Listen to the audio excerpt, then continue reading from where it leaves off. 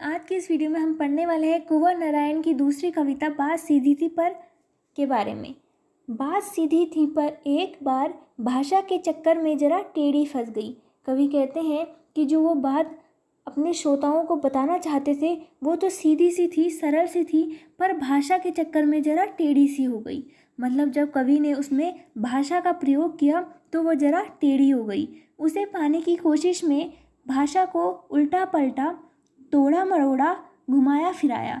अब उन्होंने भाषा को उस कविता से हटाने की कोशिश की तो उन्होंने भाषा को उल्टा पलटा, मतलब थोड़ा सरल किया, उसको तोड़ा मरोड़ा ताकि वो थोड़े सरल हो जाए और श्रोता उसको आसानी से समझ पाए कि बात या तो बने या फिर भाषा से बाहर आए, कि या तो वो जो अपनी कविता के माध्यम से श्रोता को समझाना चाहते हैं या तो वो समझ ले, या फिर वो बात जो वो समझाना चाहते हैं वो भाषा से बाहर आ जाए। लेकिन इससे भाषा के साथ साथ बात और भी पेचीदा होती चली गई।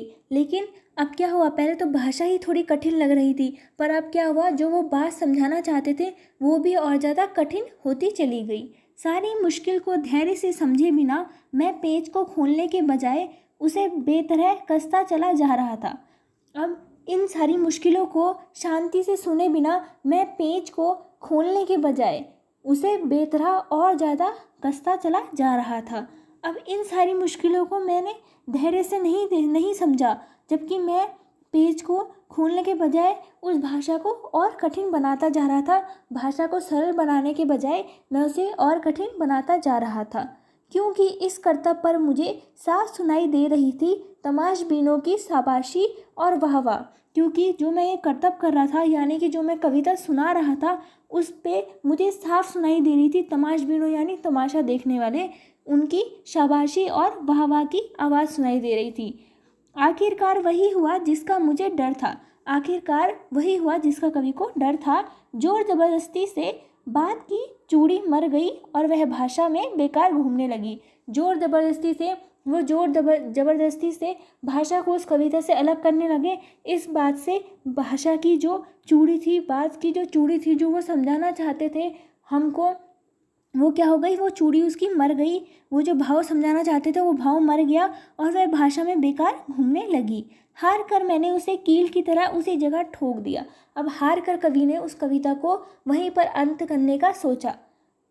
ऊपर से ठीक ठाक, पर अंदर से ना तो उसमें कसाव था न ताकत। ऊपर से तो वो ठीक ही लग रही थी, श्रोता को उसे सुनने में मज़ा आ रहा था, पर अंदर से ना तो उसमें कसाव था न ताकत, पर अंदर से ना उसके भाव समझ में आ रहे थे, ना क्या कवि कहना चाहता है वो कुछ समझ में नहीं आ रहा था।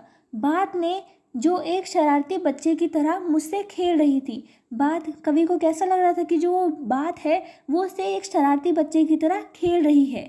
मुझे पसीना पोंछते देख कर पूछा, क्या तुमने भाषा को सहूलियत से बरतना कभी नहीं सीखा? तो जब कवि को पसीना आ गया कि वो अपनी जो बात है उससे भाषा को बाहर नहीं निकाल पाए, तो जब वो पसीना पोंछ रहे थे तो उनको ऐसा लगा कि जो कविता के भाव हैं वो मुझसे पूछ रहे हैं कि क्या कभी तुमने भाषा को सरलता से तमाशबीनों के सामने, अपने श्रोताओं के सामने कभी रखना नहीं सीखा क्या?